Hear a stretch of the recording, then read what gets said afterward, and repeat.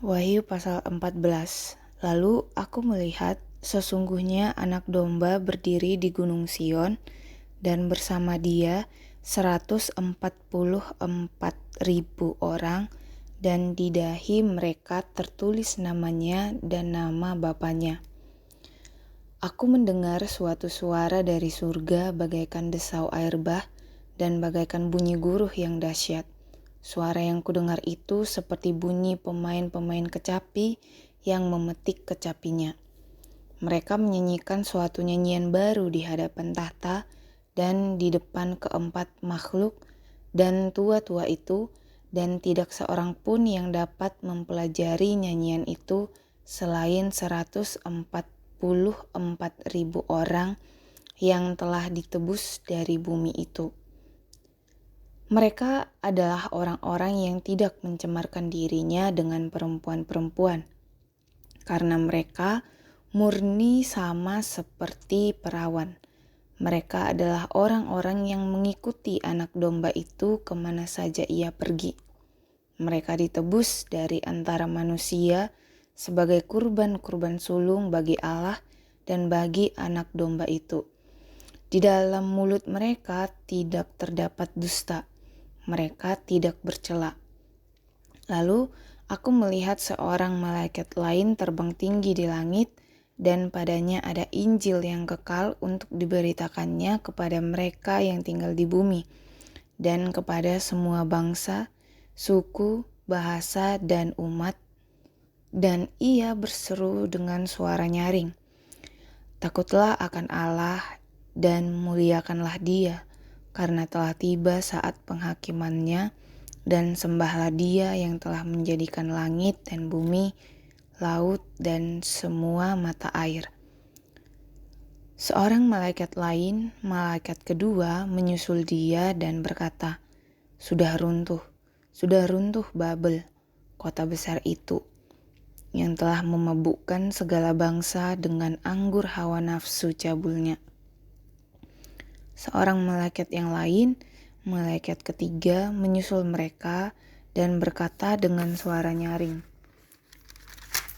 "Jikalau seseorang menyembah binatang dan patungnya itu, dan menerima tanda pada dahinya atau pada tangannya, ia akan minum anggur murka Allah yang disediakan tanpa campuran dalam cawan murkanya.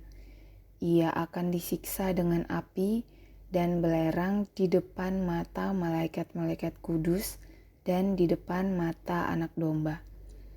Asap api yang menyiksa mereka itu naik ke atas sampai selama-lamanya, dan siang malam mereka tidak henti-hentinya disiksa, yaitu mereka yang menyembah binatang serta patungnya itu, dan siapa saja yang telah menerima tanda namanya.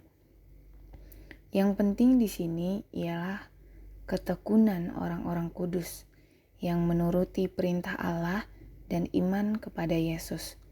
Kemudian aku mendengar suara dari surga berkata, "Tuliskan, berbahagialah orang-orang mati yang mati dalam Tuhan sejak sekarang ini. Sungguh," kata Roh, "supaya mereka boleh beristirahat dari jerih lelah mereka, karena segala perbuatan mereka menyertai mereka."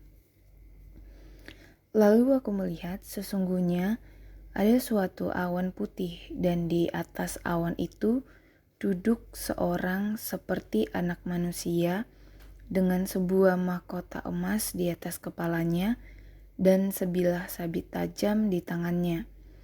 Seorang malaikat lain keluar dari bait suci. Ia berseru dengan suara nyaring kepada Dia yang duduk di atas awan itu, "Ayunkanlah sabitmu itu dan tuailah, karena sudah tiba saatnya untuk menuai. Sebab tuaian di bumi sudah masak." Lalu ia yang duduk di atas awan itu mengayunkan sabitnya ke atas bumi, dan bumi pun dituailah. Kemudian seorang malaikat lain keluar dari bait suci yang di surga. Juga padanya ada sebilah sabit tajam. Seorang malaikat yang lain lagi datang dari mesbah. Ia berkuasa atas api dan ia berseru dengan suara nyaring kepada malaikat yang memegang sabit tajam itu. Katanya, "Ayunkanlah sabitmu yang tajam itu dan potonglah buah-buah pokok anggur di bumi, karena buahnya sudah masak." Lalu malaikat itu mengayunkan sabitnya ke atas bumi dan memotong buah pokok anggur di bumi dan melemparkannya ke dalam gilingan besar, yaitu murka Allah. Buah-buah anggur itu digiling di luar kota, dan dari gilingan itu mengalir darah, tingginya sampai ke kekang kuda dan jauhnya 300 kilometer.